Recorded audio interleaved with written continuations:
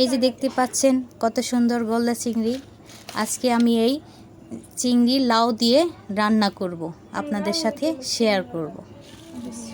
আমি লাউ আর কাঁচামরিচ পেঁয়াজ সব আগে থেকে কেটে ধুয়ে রেডি করে রেখেছি। এবার কড়াইতে তেল দিয়ে দিব। তেল দিয়ে পেঁয়াজ কাঁচামরিচগুলো একটু ভেজে নেব। পেঁয়াজটা একটু লাল লাল হয়ে গেলে এর মধ্যে আস্ত চিংড়িগুলা দিয়ে ভেজে নেব, যাতে চিংড়িগুলাও লাল লাল একটা কালার আসে, দেখতে সুন্দর দেখা যায়।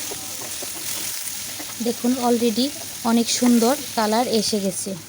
এর মধ্যে আমি একটু সামান্য পরিমাণ পানি দেব, দিয়ে পরিমাণ মতো সব মশলাই দিয়ে দেব। সব মশলা একে একে হলুদ গুঁড়া, মরিচের গুঁড়া, আদা রসুন পেস্ট এবং জিরা বাটা সবগুলো দিয়ে একটু নাড়াচাড়া করে লবণ দিয়ে আবার একটু নাড়াচাড়া করে ঢাকনা দিয়ে ঢেকে দিব ভালোভাবে কষানোর জন্য। এর মাঝখানে ঢাকনা উঠিয়ে একটু ভালো করে নেড়ে দিব, যাতে মশলাটা কড়াইয়ের গায়ে লেগে না যায়। এবার কষানো শেষ, আমি লাউগুলো দিয়ে দেব, একে একে দিয়ে ভালোভাবে মিশিয়ে ঢাকনা দিয়ে ঢেকে দেব।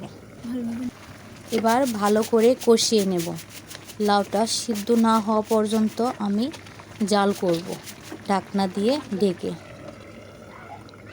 এরকম আরও নতুন নতুন রান্নার রেসিপি পেতে আমার চ্যানেলটি সাবস্ক্রাইব করুন। আমার লাউটা কষানো শেষ। এবার একটু সামান্য পরিমাণ পানি দিয়ে জাল করে নেব। বেশি পানি দেব না, যাতে ঝোলটা বেশি হয়, ভালো লাগবে না। এবার একটু ঢাকনা দিয়ে ঢেকে জাল করে নেব।